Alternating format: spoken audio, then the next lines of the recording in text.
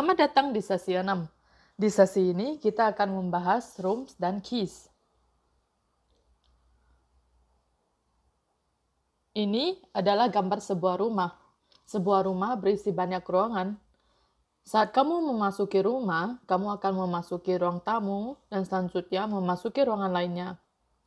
Ruangan ini bisa memiliki ruangan yang lebih kecil lagi. Atau kamu mungkin tidak membutuhkan kunci dan kamu hanya ingin berjalan ke ruang makan dari ruang tamu. Di skenario ini, seseorang masuk dari pintu depan dan ingin berjalan ke ruang makan. Tapi dia membutuhkan kunci untuk ke ruangan pertama dan kunci kedua untuk ke ruangan kedua. Perhatikan, untuk memasuki ruangan kedua, dia harus memiliki kedua kunci. Oke, apa hubungan hal ini dengan chatbot? Rumah ini sangatlah mirip dengan chatbot kita, dan masing-masing ruangan bisa dikatakan sebagai kumpulan templates. Katakan kita mempunyai 3 template, dan masing-masing dari mereka merujuk kepada minuman atau drink yang cocok. Untuk membuat sebuah room, saya ketik room, _2, nama key untuk room tersebut, dan end room. 3 template ini sekarang mendefinisikan sebuah room dan key-nya adalah drinks. Mari kita telusuri cara kerjanya. Saya mempunyai microtopik ini sekarang. Andai kata user bertanya, "Do you like coffee?" Bot akan menjawab IDK, karena bot belum mempunyai key untuk room ini. Hal yang sama jika user menanyakan hal yang lain seperti water atau cocoa. Rules ini sebenarnya bisa dijawab, tapi user tidak mempunyai key untuk room ini.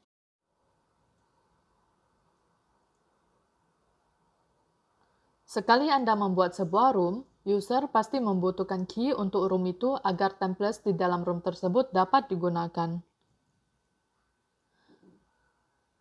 Mari kita lihat contoh yang lain. Kali ini kita mempunyai microtopik food dan microtopik drinks. Kedua topik ini sangatlah mirip.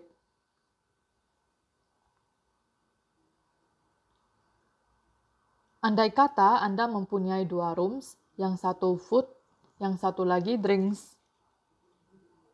Dan sekarang, Anda ingin menaruh masing-masing dari mereka ke dalam file mereka sendiri. Maka, microtopik food akan ke food.m dan microtopik drink akan ke drinks.m. Saya juga mempunyai set templates yang lain untuk menentukan room mana yang akan dimasuki. Jika kamu menyadari, ada tambahan key rule dan rule ini menambah sebuah key ke dalam kumpulan key user ketika rule itu cocok. Jadi, template pertama akan menambah key berupa food ke dalam kumpulan key user dan template kedua akan menambah key berupa drinks ke kumpulan key user jika template itu cocok. Anda akan menaruh rules ini ke dalam file bot.m atau apapun nama file yang kamu berikan kepada chatbot Anda. Template terakhir ini sangatlah spesial, karena dia cocok dengan semua kalimat. Template seperti ini dipanggil catch-all template, karena template ini menangkap semua respons users. Hati-hati, taruhlah catch-all template ini di belakang semua template lainnya di chatbot Anda. Jadi, Anda boleh menanalogikan bot.m sebagai ruang tamu yang bisa mengakses seluruh ruangan lainnya. Sama halnya dengan bot.m bisa digunakan untuk memperoleh key berupa food dan key berupa drinks. Anda harus hati-hati bagaimana Anda memasukkan file-file ini ya. Anda ingin mempunyai foods dan drinks di atas bot, karena bot mengandung catch-all. File ini tertulis di main.m. Sekarang, mari kita lihat bagaimana bot merespon jika user mengatakan hello. Saat ini, hello tidak merujuk ke keys manapun. Berhubung hello bukan template pertama atau kedua, itu akan ditangkap oleh catch-all yang akan merespons, "Do you want to talk about food or drinks?" Sekarang, jika user mengatakan food, maka ini akan cocok dengan template pertama, dan user akan mendapatkan key food. Lalu, jika user bertanya, "Do you like cheese?" karena user mempunyai key food, maka semua yang berhubungan dengan topik food akan terjawab, dan bot akan menjawab love cheese. Melanjutkan perbincangan tadi, andai kata user bertanya, change topic? Ingat, sekarang user mempunyai keys food. Berhubung change topic bukan bagian dari response food, dan juga ini tidak ada di kedua rulesbot.m, maka catch all akan aktif dan bertanya, do you want to talk about food or drinks? Pada saat ini, user hanya mempunyai key food. User merespon drinks. Ini akan cocok dengan template kedua, maka dari itu, user memperoleh key drinks. Jadi, sekarang user mempunyai 2 key, sehingga dia bisa memasuki salah satu dari rooms tersebut. Sekarang, jika user bertanya, do you like coffee? Anda pasti berpikir bahwa karena kopi merupakan bagian dari drinks, bot akan mengatakan, I like coffee. Ini tidak akan terjadi. Jika Anda perhatikan, topik food ada sebelum topik drinks.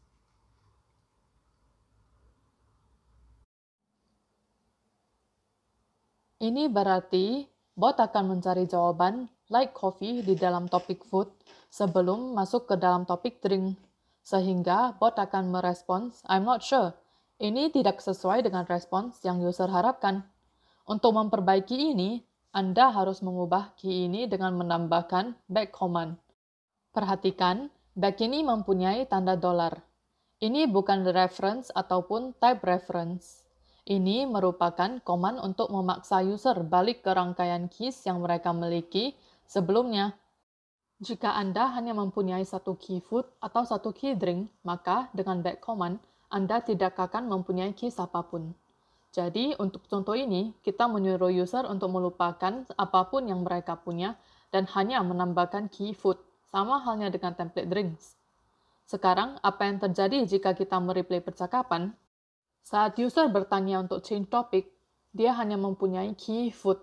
Bot akan membalas, do you want to talk about food or drinks? Yang merupakan catch all. Dan mereka hanya mempunyai key food. Jika user sekarang mengatakan drink, berhubung rule K ada back command, ini akan menghapus key food dan menambah key drinks. Jadi, user saat ini hanya mempunyai key drinks dan semua rule pada topik food tidak lagi aktif. Jadi, ketika user bertanya, do you like coffee? Maka, bot dengan benar akan merespons, yes, I like coffee. Kamu juga bisa menggunakan K dengan guards. Sebisa mungkin, jangan menggunakan ini terlalu sering. Pada contoh ini, kamu mempunyai item memory yang bernama repeats. Repeats bisa aktif 1, 2, atau 3 kali, dan kemudian pasangan pertama, A dan K, akan aktif. Di contoh ini, bot akan membawa user ke microtopic drink, tapi jika repeats 4 atau lebih, maka pasangan kedua, A dan K, digunakan dan membawa user ke microtopic food.